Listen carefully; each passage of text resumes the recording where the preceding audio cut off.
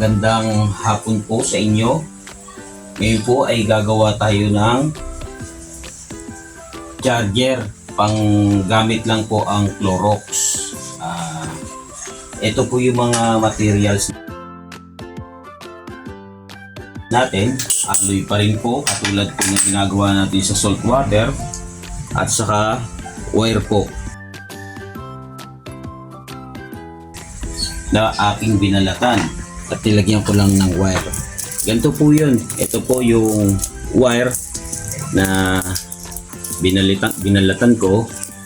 Yung ginanyan ko lang po siya, pinulupot ko lang para maging ganito po siya. Ayan, ito po yun yung wire. Ngayon po ay gagawa tayo ng charger. Itatry po natin yung ilaw po, kasi yung mga in-upload ko dati ay ilaw saka salt water. Ito naman itatry naman po natin yung Clorox at saka itong boost inverter po natin, saka yung charger po. Ito, tetestingin po natin. Ngayon po, umpisahan na po natin. Di bali, ito po yung alloy at saka itong wire.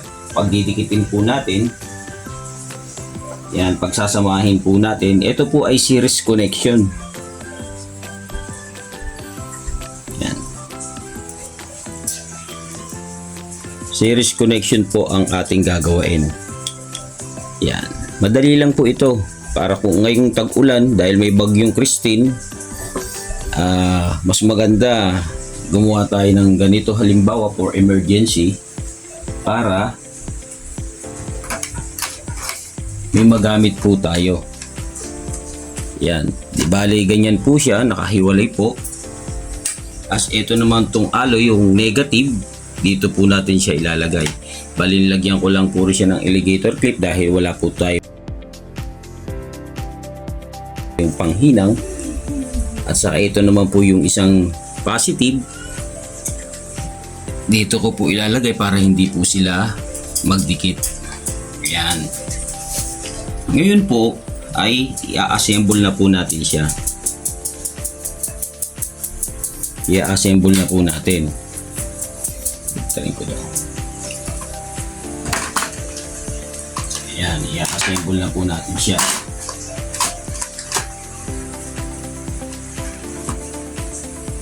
Madali lang po ito, mabilis lang. Ito po, uumpisa na po natin. Ito po yung positive, ito po yung negative. Ayan, susubukan po muna natin siya sa ilaw. Yan, tignan nyo po. Tutukan mo ito, anak, kasi series connection to.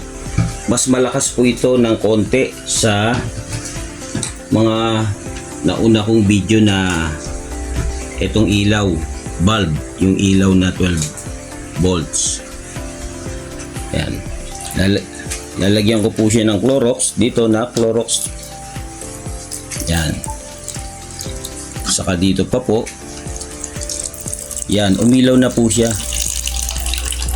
Yan, yan, umilaw na po siya. Di bali, inubos ko na po yung Clorox. Ito po, umilaw po siya. Ngayon po, papalitan po natin siya. Imbis na ilaw po ang ilalagay natin, ang ilalagay po natin ay charger. Buksan mo ilaw na. May ilaw po siya, ibig sabihin gumagana po talaga siya. Ito po yung wire cable ng charger. Susubukan po natin siya sa cellphone. Yan, testingin po natin kung siya po ay gagana. Bale, ito po yung cellphone. Pakitutukan mo, anak. Isasaksak ko po siya. Ayan po yung wire. Double check mo. Sasaksak po natin siya kung talagang magcha-charge po. Ayun, ito po. Ayan po, nagki-charge po siya. Pakiano mo na lahat yung wire. Ayan po. I-tap mo. Legit po siya. Nagcha-charge po talaga yung cellphone. Pwede po siya kahit wala po tayong kuryente o nag-brown out, blackout, wala tayong kuryente. Pwede po nating magamit ito pang charge ng cellphone. Kung ang solar natin ay bagyo, syempre wala tayong ma-harvest na power, walang laman yung battery natin, pwede pala natin tong i-apply yung Clorox lang po na free energy. Ulitin ko po ulit para malaman po natin na talagang nagcha-charge siya. Tatayin ko po. Ayan po, ay sasaksak ko po siya. Ayan. Ayan, nagcha-charge po talaga siya. Ayan. Kaya mas maganda po talaga gantong tag-ulan o may bagyo, kailangan natin mag-charge ng cellphone pang emergency para makatawag tayo sa ating mga mahal sa buhay. Kaya siguro mas maganda meron tayong ganito. Etong boost inverter, talagang usable po ito. Magagamit po talaga. Ayan po, umiilaw po siya. Etong connection na to ay series connection po.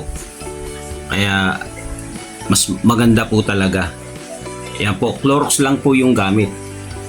Tapos boost inverter at saka yung mga galing sa junk shop na alloy, saka yung tanso, copper, saka yung wire. Maganda po siya.